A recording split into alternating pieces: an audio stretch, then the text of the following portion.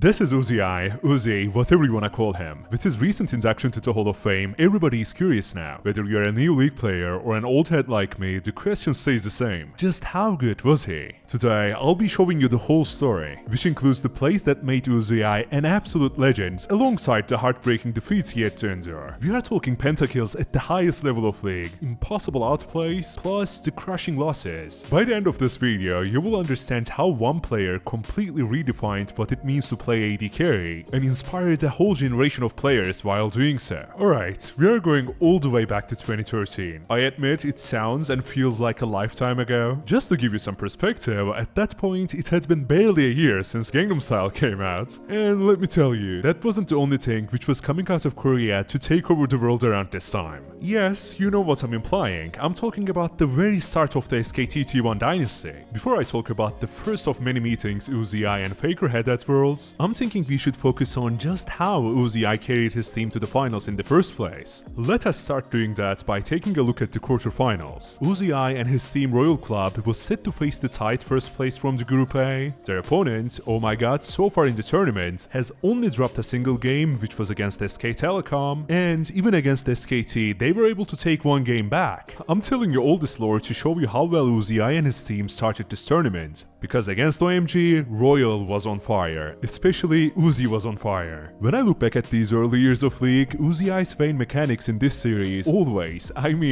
stand out to me. The most impressive play of this series was definitely the fight on the blue side Baron entrance, with Uzi, the most fed member of Royal, deciding to flank OMG. He goes in with his vain ultimate, destroying absolutely everyone while kiting them perfectly to stay alive when all is said and done. I know, it may not exactly look like the flashiest play by today's standards, but trust me, in 2013 nobody was doing this, and I mean that, okay? Nobody was doing this. After that clean 2-0 in the quarters, Royal defeated Fnatic 3-1 in the semifinals. Which brings us to the showdown everyone remembers. This video is about how good Uzi really was, so I won't get too caught up with other players except for one, and you know who that is, right? In Uzi's first Worlds appearance, it all came down to this: Royal versus SKT in the finals. Standing in Uzi's way was a rookie named Faker who had been destroying everyone in his path. Uzi's meeting with Faker at Worlds 2013 was going to be the first one of many meetings to come in the next few years. And although I've been doing nothing but praising Uzi so far, the major cracks of his career are these international performances. Now, I'm not saying he didn't perform well individually. For instance, after Faker's first blood in the mid lane, Uzi was the one to answer with a double kill of his own in the bot lane. That wasn't nearly enough though. It was not just this game, by the way. Throughout the series, SKT showed the levels. Korea back then was simply too far ahead of China, and it turns out things were going to stay that way for a very long time. Not forever though, we will get there soon, stick with me. Until then, I have these incredible Uzi plays I just have to show you. Of course, some more lore with them along the way as well. Anyway, in 2014, Uzi was back again, and I think this year he really showed what an aggressive AD carry can do in the biggest stage of competitive League of Legends. This Tristana play in the quarters of Season 4 Worlds has that same grip on me like the Vayne play from a year earlier. It's just too good, especially for its time. So here's what happens. Uzi starts relatively low on health, getting poked out by the enemy Rumble and the Kazakhs. He stays alive, managing to kite out that trash. Most importantly, he dodges the Syndra stun, giving him the opportunity to turn the whole fight around. He plays it like a maniac, taking the Rumble down first and still pushing further, knowing his Janna has exhaust to keep him alive. He comes very close to dying, but he doesn't, always on the edge, what can I say? As if all of this wasn't enough, after seeing Syndra using her stun, he knows he can take her down too, and of course he does it. Almost single-handedly carrying a fight is an incredible feat today, let alone back then in 2013 or 14 or whatever. As Uzi's career progressed, this kind of performance is exactly what people started to expect from him, and oh boy, did he deliver on that. These aggressive game-changing plays from an AD carry aren't a common thing now, so imagine just how insanely hyped they were when Uzi was pulling them off over a decade ago. I wanna make sure I'm being careful, even though Uzi had these incredible moments we've been talking about, his career wasn't all sunshine and rainbows. In 2014, he once again made Worlds Finals, only to get defeated by Samsung White, yet another Korean team. This trend unfortunately followed Uzi at international events for a very large chunk of his career. Now, that doesn't mean there were no other incredible incredible feats? Of course there were, lots of them. We will jump ahead a little because in the context of his Hall of Legends induction, I wanna touch on that Kai'Sa or Vayne discussion just a bit at least. Obviously, I think it should have been Vayne, however, I dare you to tell me this Kai'Sa play I'm about to show you isn't fully mind-blowing. Like, take a look at this. He pops that Zillion right away, perfectly spaces away from the Gangplank barrels, and see the initiative he decides to take here. As his Zac abducts the Gangplank, he pulls the trigger to go in 3 versus 1 and destroys JDG's backline on his own.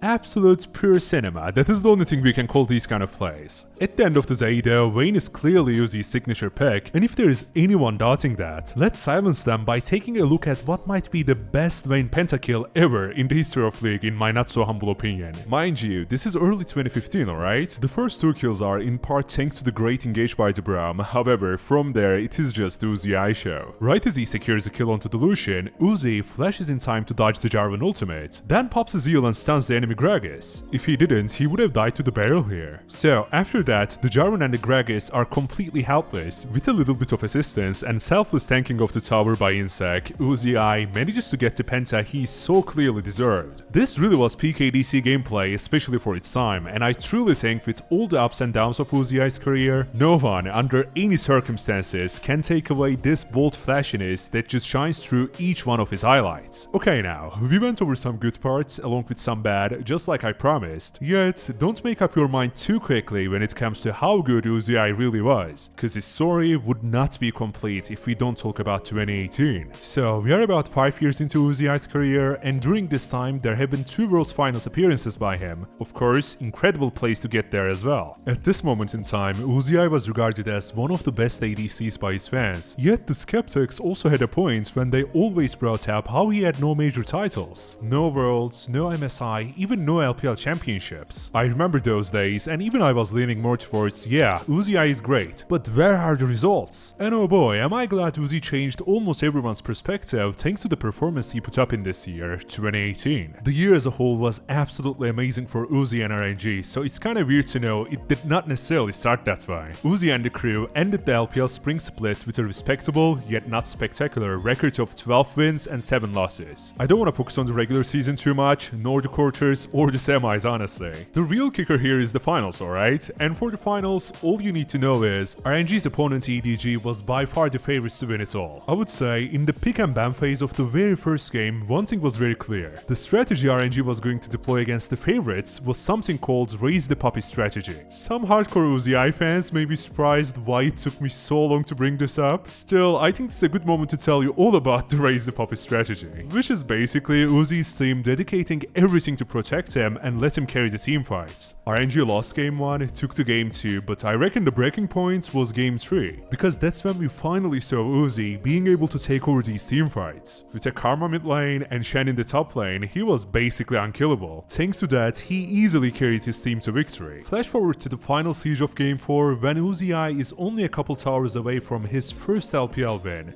RNG execute this great engage and Uzi deletes everyone. Right here, right now, Uzi was not the crownless king anymore and he won his first LPL title. While that's certainly impressive, let me tell you, this is nothing compared to what he did next. So let's talk about MSI, aka the mid-season invitational. Chinese teams in general and certain players in particular are called the king of spring for good reason. In the last 9 years, from 2015 all the way to 2024, they have won 5 MSI titles. Back in 2018 though, only EDG, the team RNG just won the LPL title over, was an MSI victor. What I'm saying is RNG was not the favorite to easily win or anything, still they were looking quite stacked going into this tournament. The momentum was on their side with their LPL championship, that's for sure. However, don't forget, up until this point, Uzi always seemed to somehow fall short when it comes to international events. Despite the doubts, the hype, and everything in between, the group stage went better than just alright for RNG. They went for 7 wins and 3 losses. The most crucial part was the fact that they were 1-1 with both Flash Wolves and Kings on Dragon X, the LCK champions. Right after the group stage, people started wondering, including me, maybe, just maybe, this time for Uzi and RNG, it's going to be different. Yeah, they got first place in the group stage, but it was the way they were winning that really mattered. Take this play against Fnatic for example. Around the 40-minute mark, both teams are playing front to back, being careful and measured. Then Uzi flashes forward and straight up deletes Reckless. That is basically what breaks the game open. again. Like, this was vintage Uzi, the same mechanics, aggressiveness we saw for years. But this time, it was happening on the international stage, and it was working. Just like what happened in their group match, RNG destroyed Fnatic 3-0 in the semis as well. And the stage was finally set. The finals between Korea's #1, Dragon X, and Uzi's RNG. I really mean it, okay? This was a historic, amazing series all the way through. In the first game, the team composition of RNG said it all. 3 tanks plus a Janna, all for Uzi Ice Ezreal to work on. At least for game 1, let me tell you, this worked flawlessly. Uzi grabbed a few early kills, putting him ahead, which was amazing, cause he was the main damage dealer for the whole team. When the enemy top laner Khan overextends on the side lane, RNG take him down easily, and from there, they decide to collapse on Dragon X fully. It takes a while for them to walk all the way up to the Baron pit. When they get there, this fight extends into a crazy long dive with a pause in between somehow. Thankfully, the insanely tanky composition allows RNG and Uzi to dive Dragon X very free, even though it takes them ages to finish Dragon X off. Like, I'm not kidding, they dive them for almost like 30 seconds straight, which is kinda crazy to look back on, especially because how the tower damage works nowadays, you know? Anyway, moving on. In the next play, around the 25-minute mark, Shahu, engaging with his Sion, gives Uzi the perfect opening. And being so ahead already, he destroys them without breaking a single sweat. So the game 1 wasn't even close, yet in game 2, let's just say Kingzone Dragon X had some different plans. RNG's Ezreal setup this game couldn't put up with Kingzone's insane pressure with the Cho'Gath plus the Irelia and the Onit Varus, so they kind of crumbled. In the next game though, RNG still doubled down on Ezreal Janna while having a more flexible mid laner than just a Galio, settling with Vladimir instead. That small adjustment worked really well, I would say, cause look at the Baron Siege they are able to do with Uzi being practically unreachable for Kingzone. The forward Ezreal into the QSS is just chef's kiss. Uzi here pretty much baits the enemy into a fight they cannot afford to take. The whole story for the entire game 3 is this: the damage RNG is able to put out without committing too hard becomes the key to crack this game open, and we head to the game 4 of this incredible series. So let me paint you a picture of what's really at stake here. At this moment in time, Uzi had been one of the best ADCs in the world for years, but against Korea, in the moments that defined careers, well, he had always fallen short. Going into game 4, I want you to remember, this was it for Uzi, his chance at ultimate redemption for all the heartbreaks he had to endure all these years. So yeah, it was a pretty big deal. You know what, I'm actually going to skip ahead to the 30-minute mark of this game and you will see why. It will be worth it, I promise, bear with me. Alright, what do we have at 30 minutes? Well, RNG had their mid inhibitor open and were down like 6-7k gold. Right as they were walking out of their base, Uzi was saying, there is no way we win this unless I get onto their backline. The top laner for RNG let me straight up said, really man, are you sure?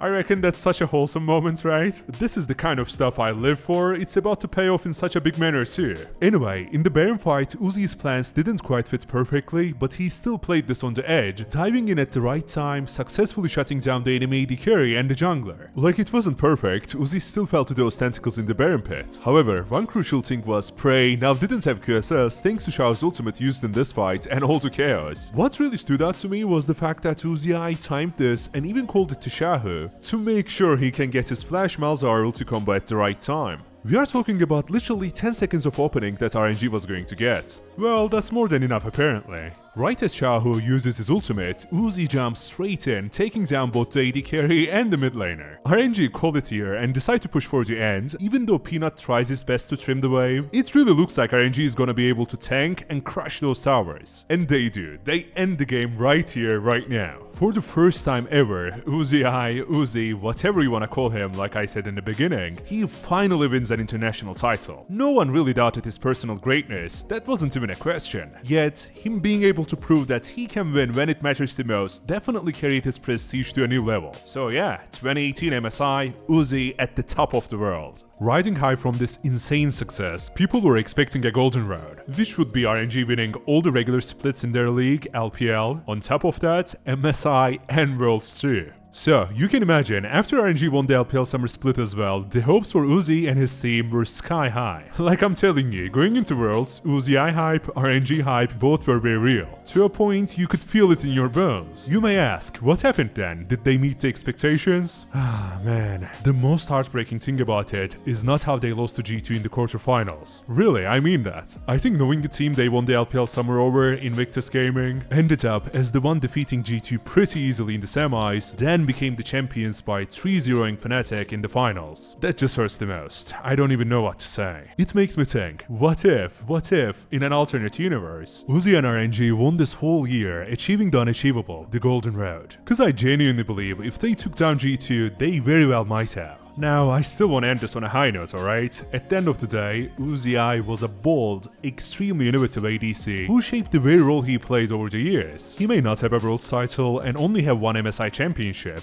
but I sincerely believe his accomplishments, especially his cultural impact, makes him a fitting candidate for Hall of Legends. It's been a blast talking about his journey with you, so if you enjoyed the ride, liking, subscribing, commenting, all of those things would help me a lot more than you can imagine. I hope to have you back here sometime soon, and until then, take care. Bye bye.